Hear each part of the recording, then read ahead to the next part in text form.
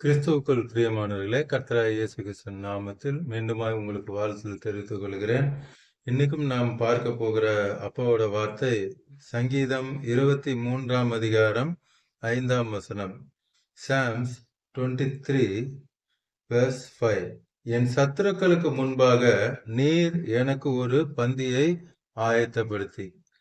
சர்வ வல்லமுள்ள தேவன் நம் தகப்பன் சொல்லுகிறார், சத்துருக்களுக்கு முன்பாக அப்பா என்ன பண்ண போறாங்கன்னா பந்தியை ஆயத்தப்படுத்த போகிறார்.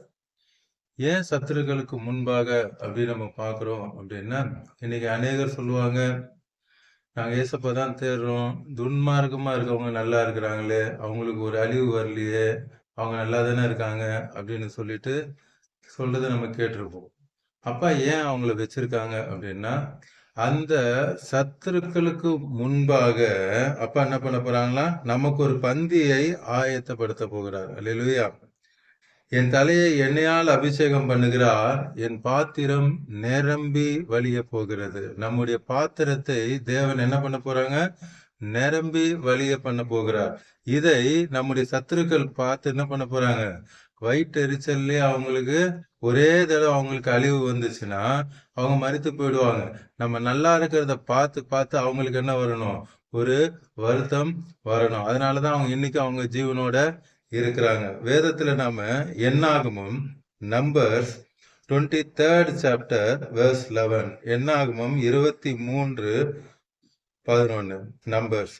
அப்பொழுது பாலாக் பிலேயாமை நோக்கி, நீர் எனக்கு என்ன செய்தீர், என் சத்துருக்களை சபிக்கும்படி உம்மை அழைப்பித்தேன். இங்க ஒரு ராஜாவை பார்க்கிறோம், பாலாக் என்கிற ராஜாவை பார்க்கிறோம்.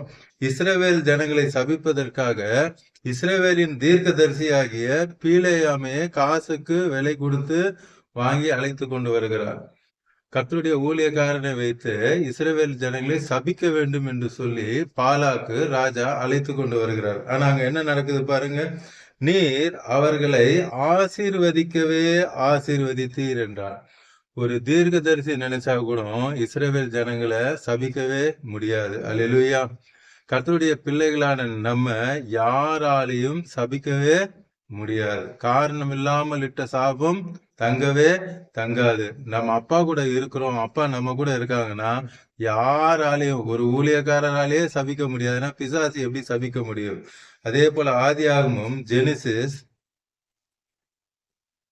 22ஆம் அதிகாரம் 22ஆம் அதிகாரம் 17ஆம் வசனம். ஜெனிசிஸ் 22:17. நான் உன்னை ஆசீர்வதிக்கவே ஆசீர்வதித்து உன் சந்ததியை வானத்து நட்சத்திரத்தை போலவும் கடற்கரை மணலை போலவும் பெருகவே பெருக பண்ணுவேன் என்றும் உன் சந்ததியார் தங்கள் சத்துருக்களின் வாசல்களை சுதந்திரித்துக் கொள்ள. இந்த வசனத்தை நீங்க பொறுமையா படிச்சு பாருங்க, எப்படி எல்லாம் அப்பா உங்களை ஆசீர்வதிக்க போகிறார். அடுத்து என்ன சொல்றார், உன் சத்துருக்களின் வாசல்களை நீங்க என்ன பண்ணுவீங்களா, சுதந்திரித்து கொள்ளும்படி தேவன் செய்வார். இவ்வளவு நாள் அந்த சத்துருக்கள் நம்மளுடைய ஆசீர்வாதத்தை பறித்து கொண்டிருந்தாங்க. நீங்க அப்பா சொல்றாங்க, அவங்களுடைய ஆசீர்வாதத்தையும் சேர்த்து நீங்கள் சுதந்திரித்துக் கொள்ள போகிறீர்கள். அல்லேலூயா.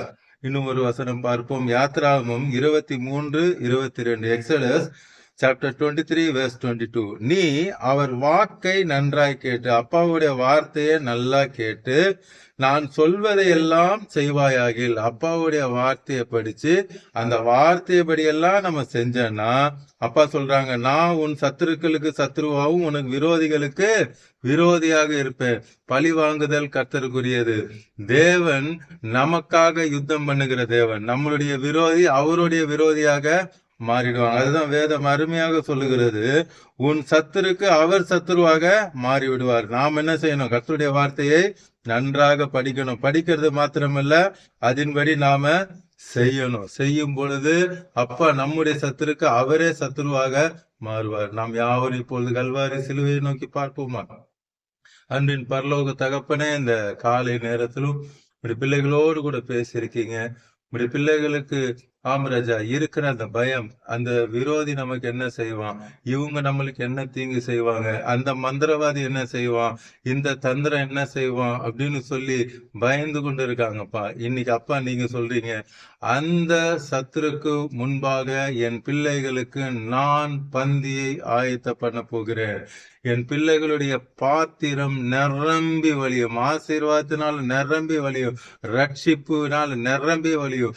எல்லாவற்றிலும் என்னென்ன காரியங்கள் இல்லை என்று சொல்லி அவர்கள் கவலைப்பட்டு கொண்டிருக்கிறார்களோ அவை எல்லாவற்றிலும் நான் நிரம்பி வழிய செய்வேன் என்று சொல்லி இந்த காலை நேரத்துல பார்த்து கொண்டிருக்கும் பிள்ளைகளை ஆசீர்வதிக்கிறதுக்காய் நன்றி அப்பா.